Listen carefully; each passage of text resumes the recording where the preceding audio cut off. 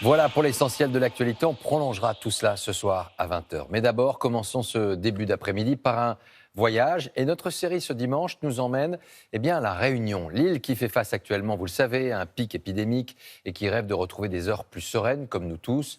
Nos héros du jour s'appellent, vous allez le voir, Aline et Alain, explorateurs et amoureux d'un volcan, le Piton de la Fournaise, mais également Christophe, Julien et David qui, eux, vivent de leur passion dans les vagues de l'océan. Ils savent qu'il y a toujours eu des attaques de requins. Alors comment vivent-ils avec cette menace? Vous allez voir qu'ils se mobilisent pour que leur plage redevienne un réel espace de liberté. C'est l'acte 1 de ce début d'après-midi. Reportage signé Paul de Genève, Jean-Baptiste Jacquet, Élise Lénier et Guillaume Selasca.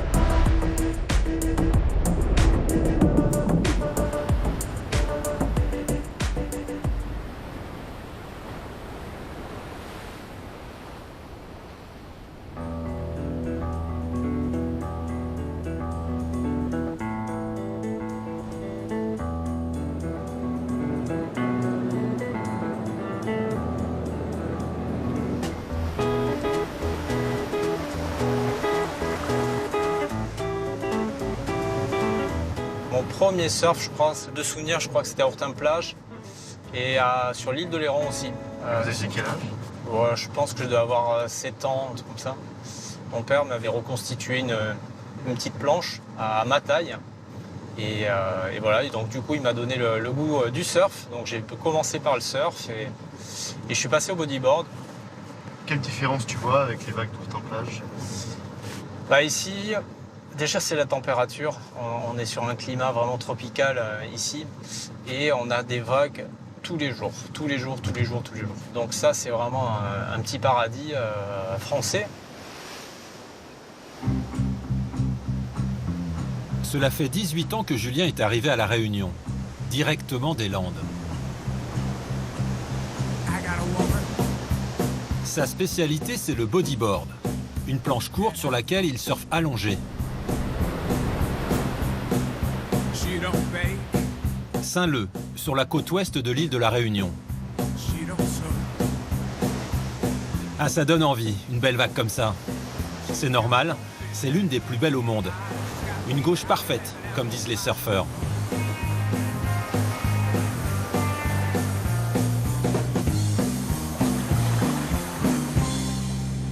Mais sachez que ces images ont été réalisées sous la surveillance de professionnels avec un dispositif anti-requin. Et ces professionnels, Julien en fait justement partie. À leur tête, le grand Gilbert. Voici la brigade de surveillance de Saint-Leu, la Water Patrol.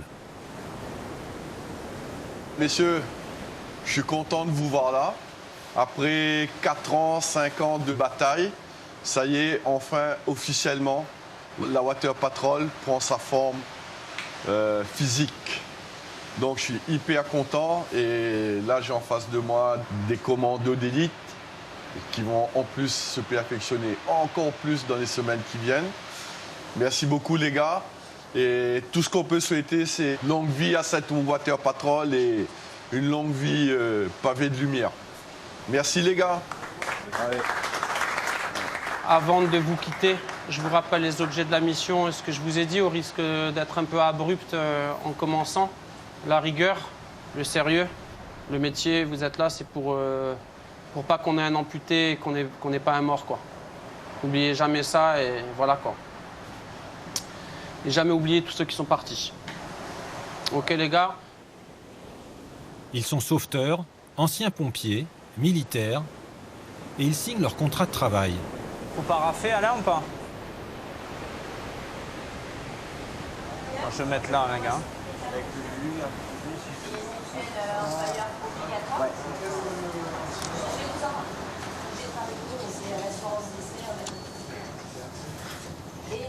C'est parti, c'est bien. Ça y est, ouais. L'aventure commence. Merci, oui. Ils auront la lourde responsabilité de surveiller cette fameuse vague. Aujourd'hui encore, le spot est officiellement fermé, à cause des risques d'attaque de requins.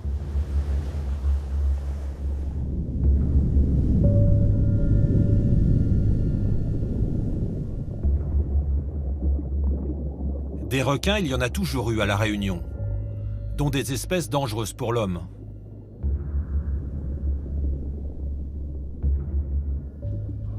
Le tigre et surtout le bulldog. Les accidents étaient peu nombreux, jusqu'en 2011. Cette année-là, 5 attaques, dont 2 mortelles, et le début d'une longue série. Les surfeurs sont les premières victimes. Au début, les autorités tardent à prendre des mesures. Les surfeurs sont accusés d'être des irresponsables. Ils répondent par la colère et défilent dans la rue. Du jamais vu.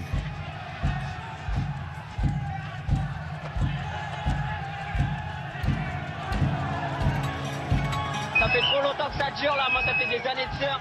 Avant je surfais jusqu'à la nuit, aujourd'hui il y a trop de requins, il y a une surpopulation. On ne demande pas une extermination, on demande juste une régulation de requins bulldog. En 2013, une baigneuse de 15 ans est tuée. Et 2 ans après, un requin bulldog tue un enfant de 13 ans. Elio.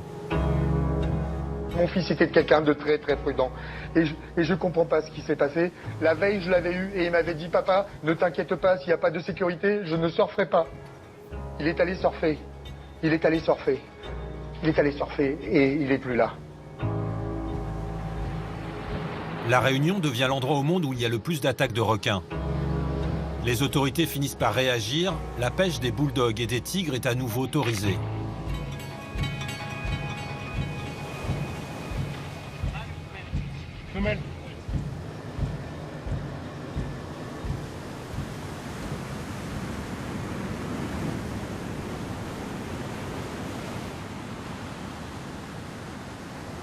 La surveillance des spots de surf est alors renforcée. À Saint-Leu, les choses se mettent en place, avec Julien, Gilbert et toute la patrouille. Ici, ils peuvent surfer jusqu'à 4 mètres. Hein. 4 mètres, ok. 3-4 mètres, hein. 3 mètres 50, 4 mètres. Quand c'est bien sud, ça sature à Saint-Leu. Ici, ça ouvre et ça ouvre sur l'océan. Là, la nature, ça plaisante pas. Là, on est dans le sport extrême. C'est-à-dire que ça fait flipper. Quand il y a 4 mètres ici, c'est des conditions qu'il y a 15 ans, ça se surfait très, très peu. Et depuis 3-4 ans, il y a un engouement pour les grosses vagues. Et franchement, c'est les gars qui ont un gros cœur qui y vont. Hein, parce que... Et de la condition. Le surfeur qui va se faire mal, ben, il faut qu'on soit capable de le ramener. Et puis, ça va être notre surveillance quand même en surface pour que les gars scrutent le fond, voir s'il n'y a rien qui traîne. Et s'il y a quoi que ce soit, bim, on avertit et on évacue. Mais on est là pour apporter vraiment une solution qui, en notre sens, est censée réduire aussi ce risque de requin. C'est juste un acte de présence qu'on est en train de montrer sur certaines zones de surf. On n'est pas là avec des fusils harpons à leur tirer dessus. D'après, on a 10 pros qui sont là. Comme tous les surfeurs de l'île, ils ont été touchés par la crise requin.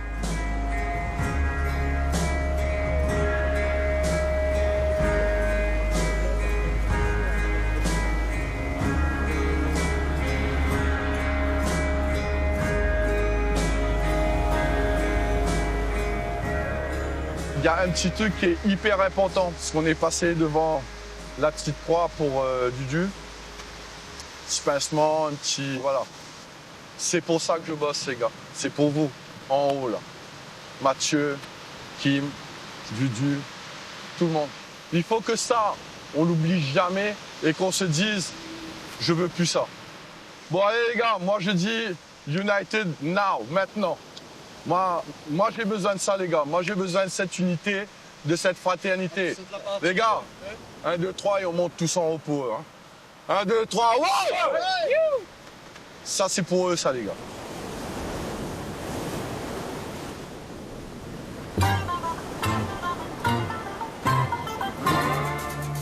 La Réunion. Plus belle vue du ciel. Voici un géant, le Piton de la Fournaise. Et si vous n'avez jamais vu une volcanologue, je vous présente Aline Pelletier.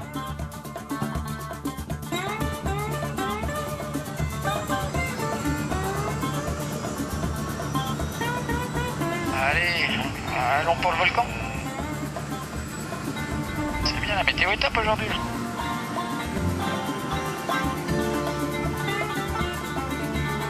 Là, sur votre gauche, on peut voir quand même que les flancs du volcan sont quand même très habités. Hein. Et une éruption dans ce secteur actuellement, on risquerait de faire des dégâts vu la population qui est à l'heure actuelle.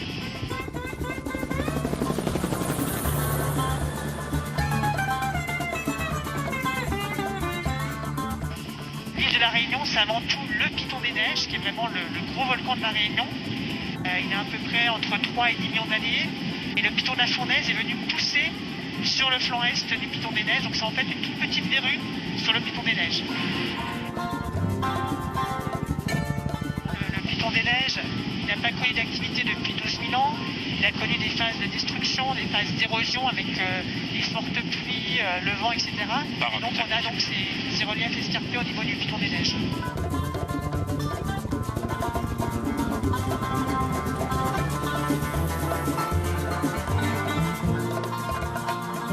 La Réunion est une île volcanique.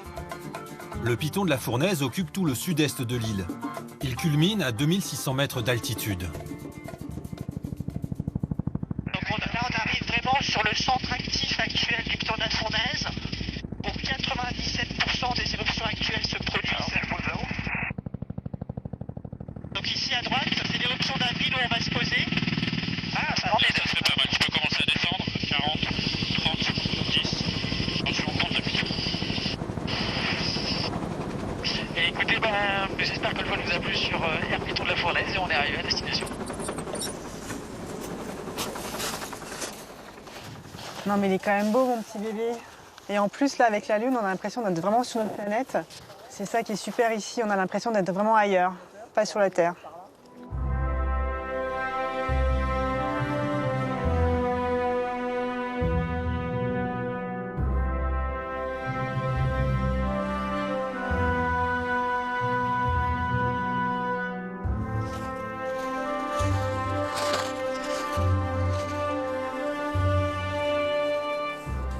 J'ai eu envie d'être volcanologue depuis très petite. Depuis la 3e, où j'ai eu la chance de voir l'Etna et le Stromboli en éruption lors d'une colonie de vacances. J'ai tout fait pour faire ce métier. La petite Aline de 3e serait super contente si elle voyait ça aujourd'hui.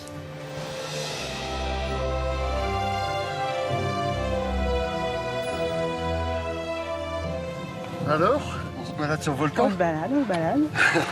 Salut Louis. Ça va? Ouais. Forme. T'as vu? T'as souhaité la bonne journée? Oui. Nickel. Philippe, Lydie, Edouard, des collègues de Clermont-Ferrand qui sont en mission là pour 2 semaines sur le volcan. On n'a pas la chance d'avoir un observatoire in situ avec un volcan actif à côté à Clermont-Ferrand. Donc on vient chez les collègues qui ont des volcans actifs. Puis on est bien accueillis, alors tout va bien.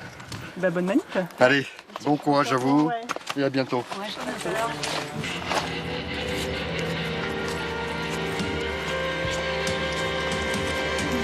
This is ground control to Major Tom.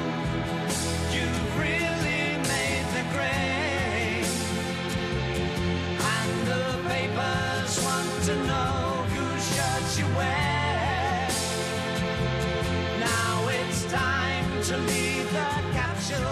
Nous voilà arrivés au sommet. Il faut s'imaginer que là, on a fait 300 mètres d'ascension. Ça s'est formé en 4500 ans. Et en moyenne, donc depuis la création de l'observatoire en 1979, on a 2 à 3 éruptions par an. C'est l'un des volcans les plus actifs au monde.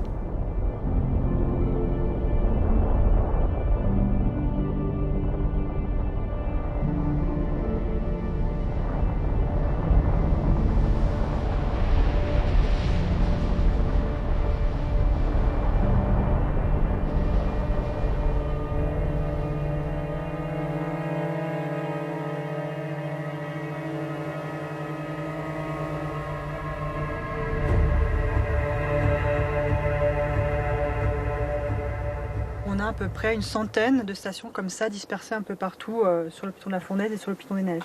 Donc c'est vraiment ces stations qui permettent de surveiller le volcan, de voir ses moindres soubresauts et de le voir surtout, ce qui est important, en temps réel, puisqu'on voit grâce à ces antennes que ces données sont envoyées en temps réel vers des relais et ensuite vers l'observatoire.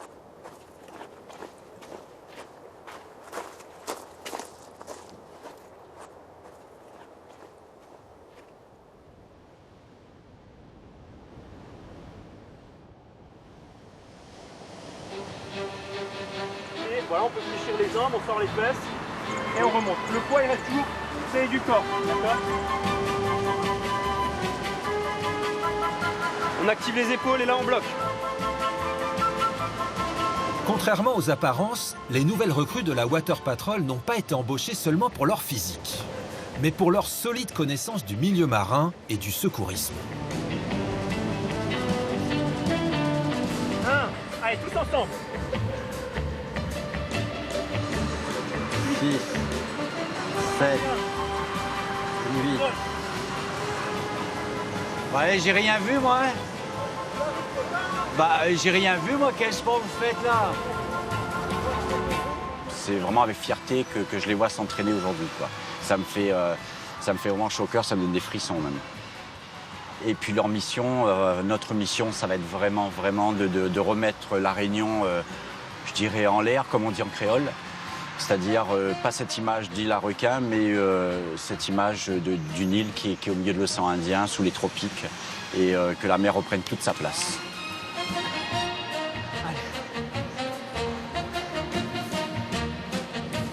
Allez là les gars, on se met dans le rouge, c'est le dernier exercice.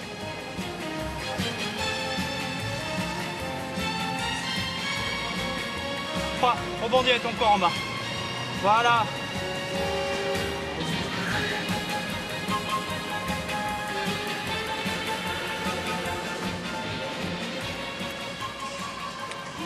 La dernière, gars. Allez, voilà. C'est bien, on applaudit Sam. J'en peux plus. Un petit peu de sucre. Ah, eh ben, c'est du bien. C'est la reprise, quoi. La reprise, ça faisait un petit moment que j'avais pas transpiré. Bah, ça fait du bien. C'est ce qu'il faut. C'est ce qu'il faut. Waouh.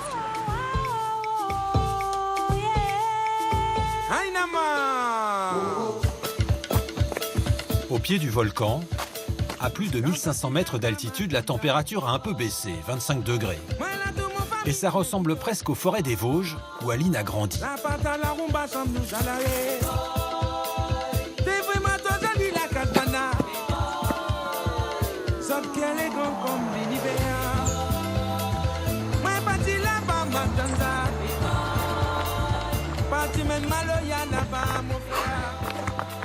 fait du bien. Ah, ça fait du bien. Ça aère les neurones après une matinée de travail. C'est mon petit plaisir, un midi sur deux à peu près, d'aller courir dans la forêt.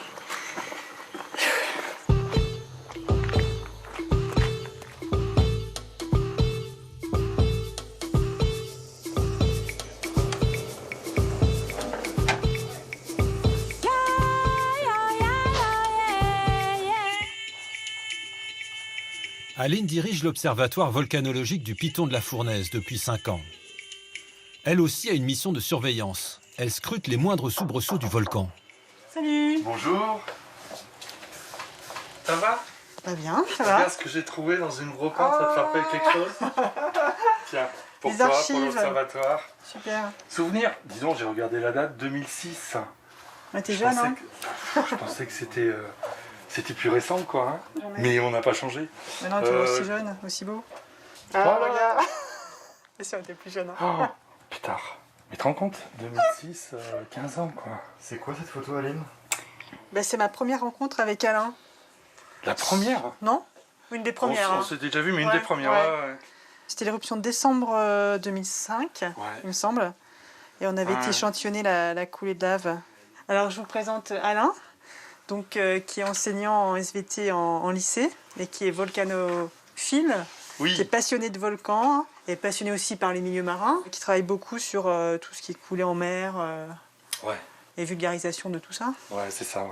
Donc vu qu'on n'a pas le pied marin ici, on fait appel à Alain. On peut pas être au four et au moulin, quoi. Je veux dire, toi, t'es plutôt en haut, quoi, forcément, quoi.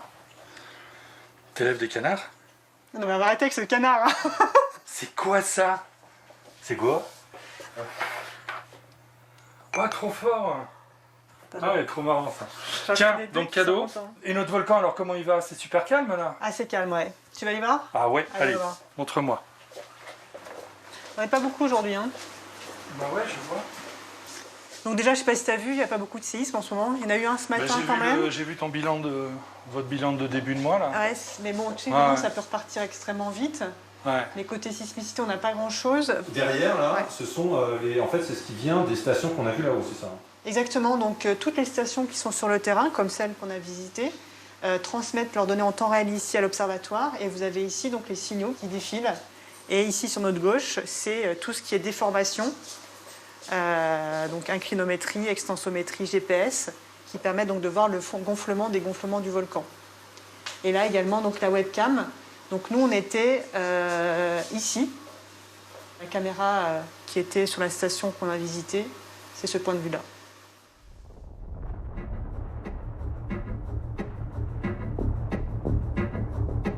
Ce jour-là, le volcan est calme. Mais tout le monde sait qu'il peut exploser à tout moment.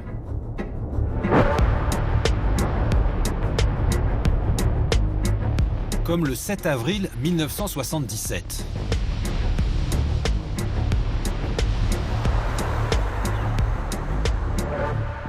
Inel se souvient de cette nuit-là, où il est parti en voiture avec ses cousins.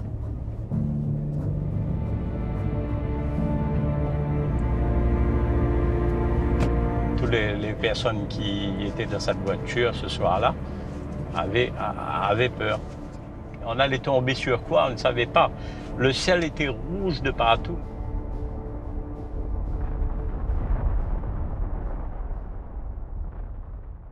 Nous sommes donc en mars 1977. La nuit vient de tomber sur le village de Sainte-Rose et le Piton est entré en éruption. Les habitants comprennent que la lave, pour la première fois, prend la direction de leurs habitations.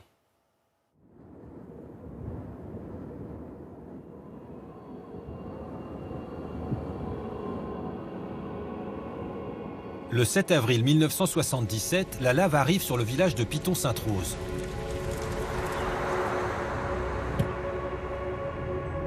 Inel avait 15 ans à l'époque. Quand j'arrive ici, je commence à voir les premiers habitants effarés.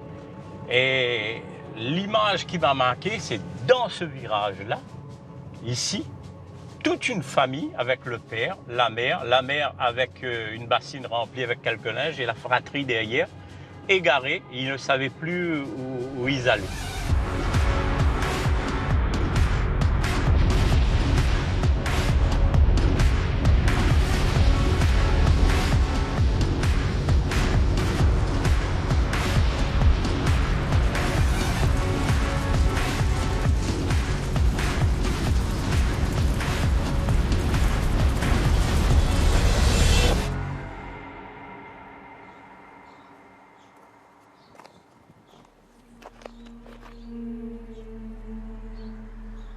C'est la première fois que le volcan entre en éruption dans cette zone.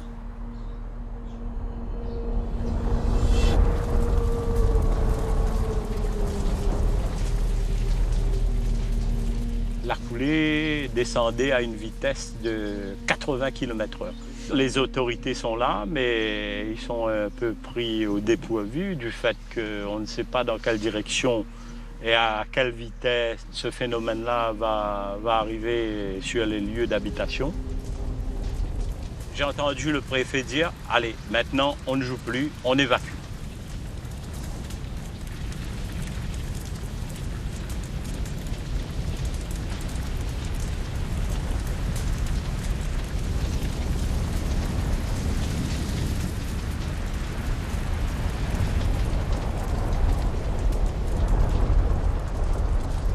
J'ai pu voir des habitants dont les maisons ont brûlé, qui étaient là, regardaient, ne parlaient plus,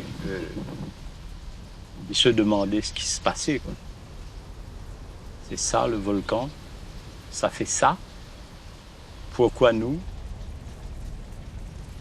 Je viens là où habitait mon grand-père. J'arrive, je trouve un tas de lave, plus de maison. C'est la première fois de ma vie que je vois mon grand-père pleurer, ce grand gaillard qui a subi les 2 guerres, qui a travaillé toute sa vie et qui voit ses biens partir comme ça. Ça aussi, c'est une image qui m'est restée en tête. Le gros tas de lave, les 2 gonds de la porte dedans. Voilà, il n'avait plus rien en une nuit. Une trentaine de maisons est détruite, heureusement sans faire de victimes. Mais alors que tout le monde pense avoir passé le pire, 2 jours plus tard, le 13 avril, une nouvelle coulée dévale sur le village de Piton-Sainte-Rose. Cette lave, ensuite, elle est passée, et c'est la 2e coulée qui a touché après la gendarmerie et l'église de Piton-Sainte-Rose.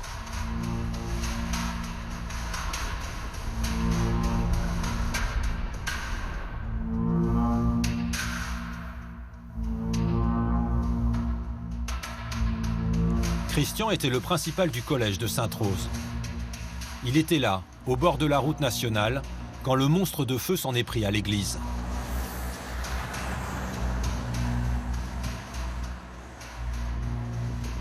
Nous qui étions là, nous avions vraiment l'impression que toute l'église brûlait.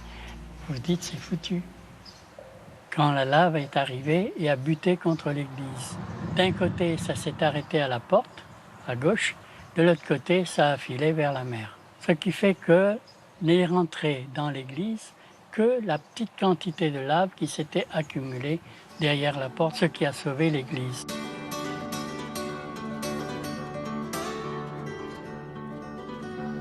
Il y a eu 9 mètres de lave en face de l'église. Ceux qui avaient perdu leur maison à côté, qui sont revenus et qui ont vu l'église debout, a dit le bon Dieu, la sauve à nous.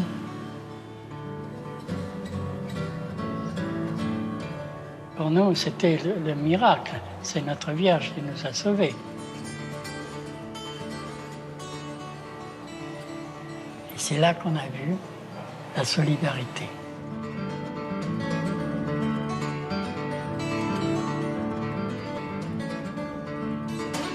En même pas quelques mois, on a pu rassembler assez de budget pour reconstruire les 34 maisons qui avaient brûlé. Puis ensuite, rénover l'église. En 3 ans, même pas. C'était évident qu'il fallait appeler l'église Notre-Dame des Laves.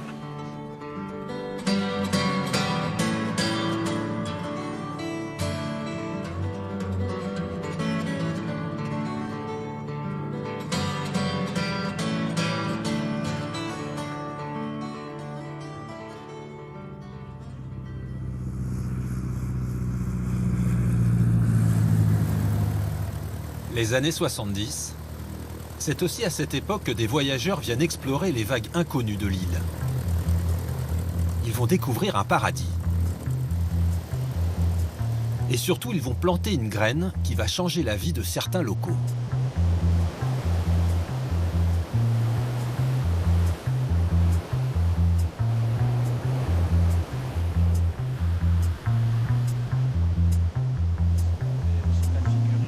Herry et Christophe, 2 vieux copains qui connaissent cette vague par cœur.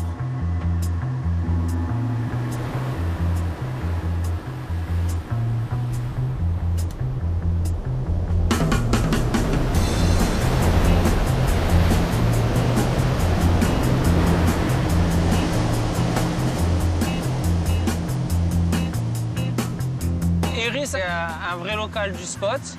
De tous les gens qui rentrent dans l'eau, qui est celui qui a été dans l'eau le premier? C'est lui, hein?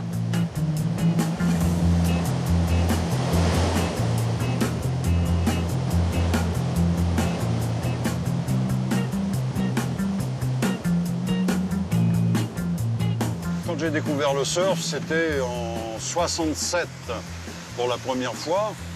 Et là, il y avait 2 globetrotters. Je les ai vus marcher sur l'eau. Moi, j'étais tout minot, hein, et là, un peu sidéré, je me suis dit, waouh, comment ils font? J'ai dit, je vais essayer le bateau. Il n'y a pas eu de problème, ils m'ont prêté une planche, j'y suis allé, mais étant petit, le courant m'a entraîné, il m'a ramené sur les vagues. Et puis j'ai pris un gros shoot derrière les fesses. Ça m'a un peu surpris, mais en même temps, ça m'a captivé et j'ai jamais lâché.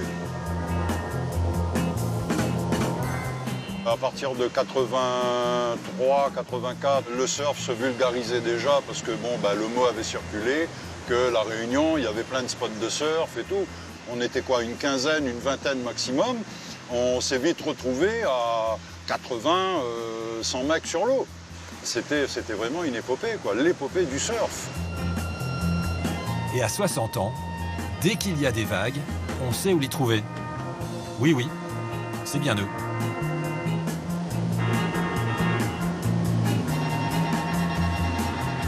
Le surf, c'est comme la musique qui se compose. Quand tu rentres à l'eau, tu ouvres un cahier de partition. Tu as des portées qui se mettent face à toi et tu vas t'engager sur une portée et y apposer des notes.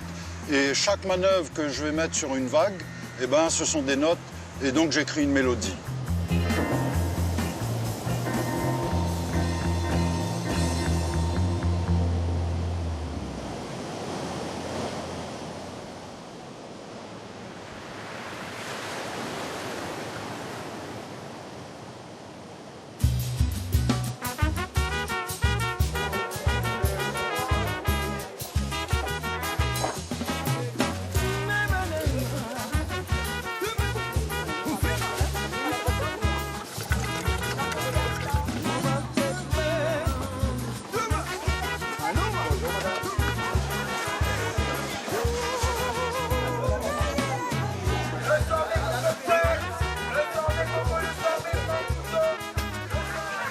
Pas mal, hein. J'aime bien le gingembre. 3,80. Voilà. Merci. Ah. Il y a des odeurs, là, on resterait sur le marché, rien que pour les odeurs. Ah, mais tiens, voilà, des pitayas. Donc, je vais en prendre. Ouais. Ah, ça m'a t'avais salé joli quand même, t'es gros comme ça. 900. Voilà, 1 kilo. Ok. Allez, on met un petit pour la route. Allez, super, merci. Un petit roule pour la route. Et voilà. Merci. Merci, bonne journée à vous. Là, c'est du créole. Oui, nous cause créole. Le créole, c'est la langue de confiance. Quand nous cause créole entre nous, nous connaissons que bon. Oui, c'est la langue de nos ancêtres, on va dire. Ouais. Allez, profitez. Alain est prof de français à la retraite. Il est passionné par toutes les histoires de son île. Évie. C'est un fruit un peu aigre qui a été amené à La Réunion par Bougainville quand il a fait son tour du monde. Voilà. Les fruits de La Réunion sont arrivés de partout dans la mesure où les gens eux-mêmes sont arrivés de partout. Et donc ils sont venus avec leur tradition, avec les fruits qu'ils avaient chez eux. Et ici, on voit des gens de toutes les couleurs, de toutes les confessions, comme si c'était tout à fait normal de se promener comme ça, tout en étant différent.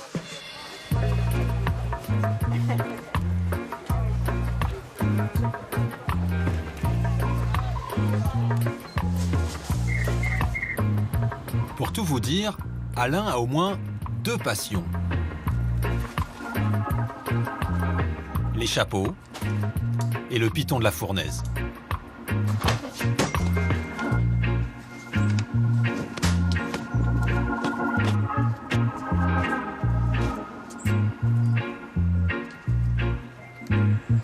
J'ai choisi cette maison parce que quand je l'ai visitée, je suis venu sur le balcon et j'ai vu qu'il y avait une vue directe sur le volcan.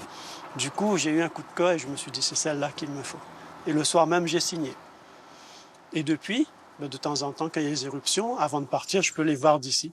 La nuit, le ciel rouge, c'est vraiment extraordinaire.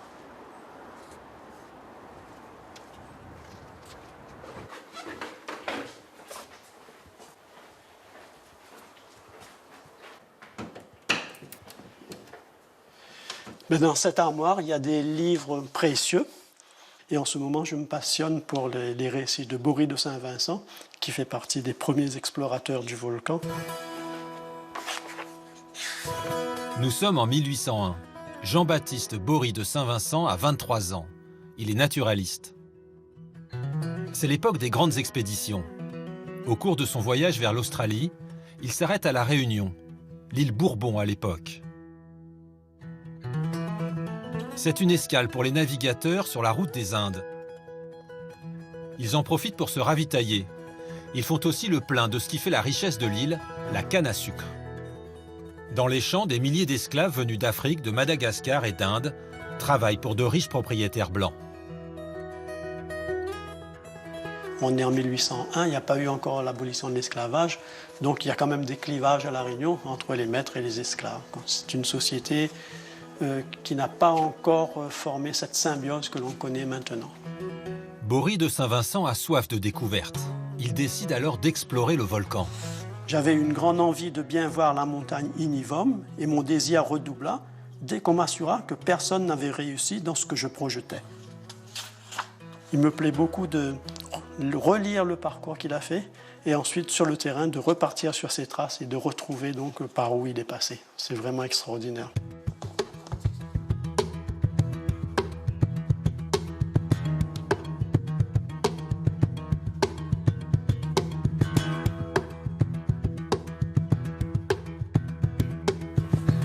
Bory de Saint-Vincent. Il a fallu qu'il prenne un local, quelqu'un de La Réunion qui connaissait un peu le volcan.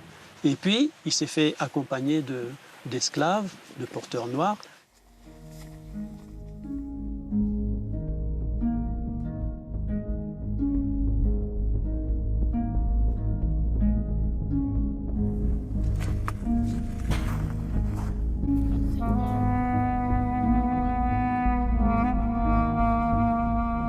Je regardais comme exagérer les craintes qu'on cherchait à me donner, mais les Noirs, découragés par tout ce que les esclaves du canton leur racontaient, témoignaient d'une plus grande terreur. Ils nous firent des remontrances et pour nous décider à ne pas les conduire à la fournaise par une route inusitée, l'un d'eux nous raconta plusieurs traditions du pays.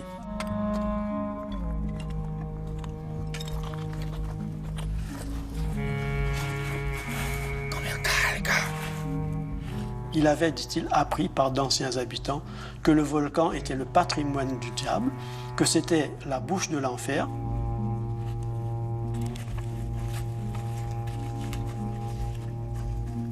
Et donc, les esclaves ne voulaient pas monter là. Donc, Bory de Saint-Vincent a rusé. Il leur a dit, on va descendre un petit peu dans l'enclos pour regarder, comme ça on ne va pas aller très loin. Et puis, il a commencé à remonter par une ravine, donc il les a entraînés à sa suite. Ensuite, une fois là, on va aller un petit peu plus haut. Et comme ça, il les a entraînés en jouant un peu sur les mots, en se disant non, on ne va pas aller jusqu'au bout. Et une fois qu'ils étaient perdus au milieu de l'enclos, les autres étaient obligés de le suivre. Et c'est comme ça qu'il est parvenu à ses fins. L'ascension est rude. Les esclaves sont à peine chaussés. Ce qui est extraordinaire, c'est qu'ils sont montés pieds nus. Et quand on sait ce que c'est que de la lave en graton, il faut savoir que même nos chaussures ne résistent pas.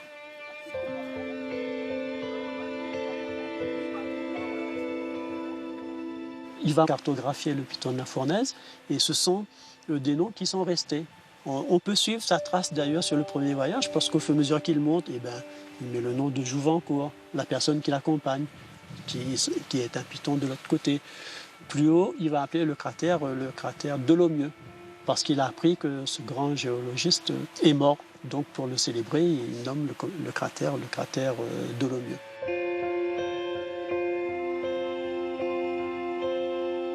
Et puis, il y a un second cratère au sommet. Il dit que c'est son camarade qui l'a baptisé cratère Bory. Les noms sont restés, et selon la légende, le volcan serait toujours hanté par une sorcière. Les Réunionnais l'appellent Grand-Mère Cale.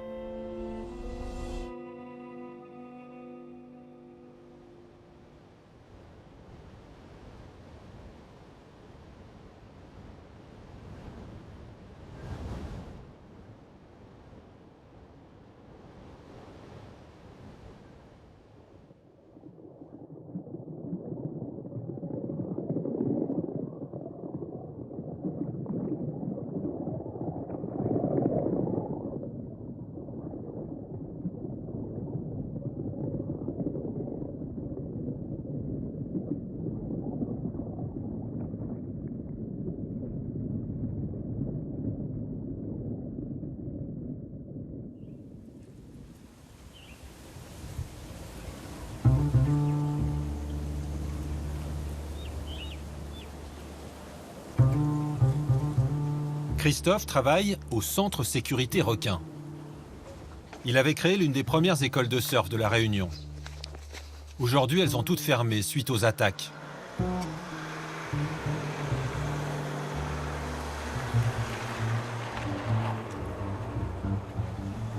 L'une des missions de ce centre est la pêche des squales.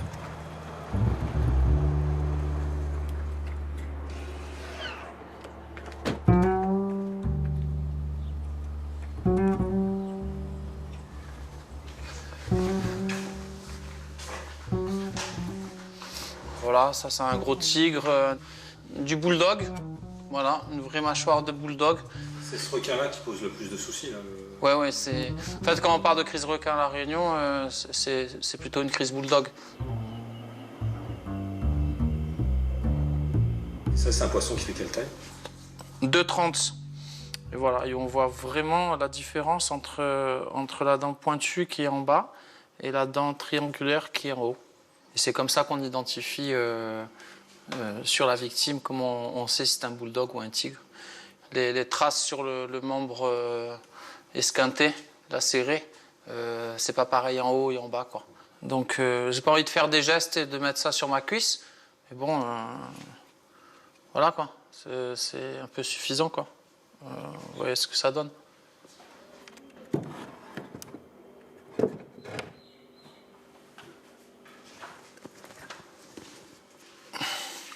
Je pense que ça, c'est un bon 3 mètres. Ça, c'est un beau bestiau. Quand on dit que c'est un vrai prédateur, voilà. Il y a de l'admiration pour le requin? Ah oui, complètement. Oui. C'est un animal incroyable. Ah oui, c'est tellement bien fini, c'est tellement beau, c'est tellement... c'est magnifique de voir un requin sous l'eau. Dans la Formule 1, il y a de la technologie de requin. Sur les ailerons, sur les ouïes, sur... La nature est bien faite, hein, on le dit, mais aussi pour le requin. Voilà, c'est un animal qui est parfait.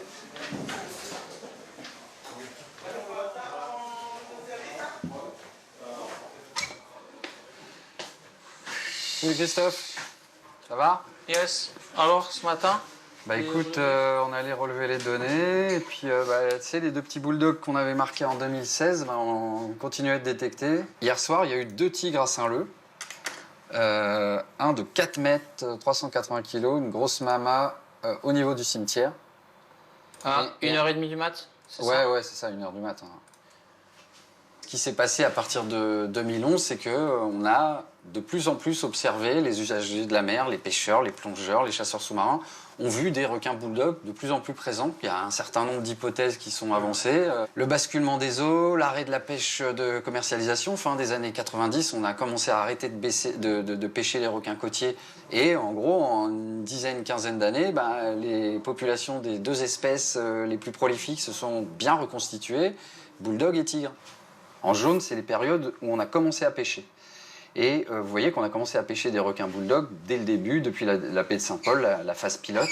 Ce qu'on remarque, c'est que pendant qu'on pêchait et quand on pêchait, il n'y a pas eu d'attaque. Il y a eu un break en 2017. Là, malheureusement, il y a eu 2 attaques.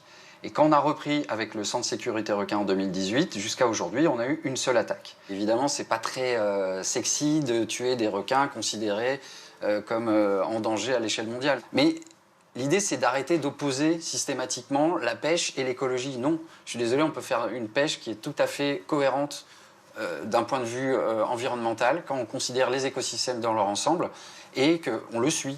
Derrière, il faut que ce soit documenté. L'idée, c'est évidemment de ne pas faire n'importe quoi. Et ne pas faire n'importe quoi, c'est d'abord ne pas pêcher n'importe comment. Ce soir-là, les conditions sont bonnes pour sortir en mer. Là, on est à la sortie du port de Saint-Gilles. C'est là où a eu lieu la première attaque de ce qu'on a appelé la crise requin en février 2011.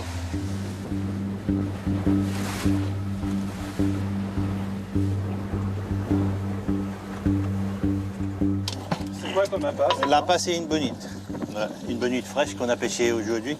Bon, c'est le proie classique de requin. Est-ce qu'un requin va s'approcher des côtes cette nuit ?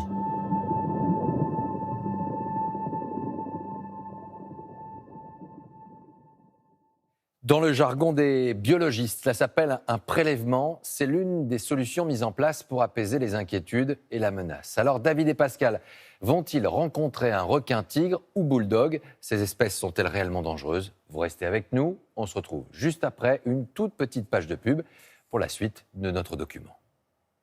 Donc pour moi, dans ma tête, les voyants sont quasiment tous au vert. Je me mets à l'eau. Je ressors de sous l'eau, j'entends quelqu'un de gueuler « requin, requin, requin ».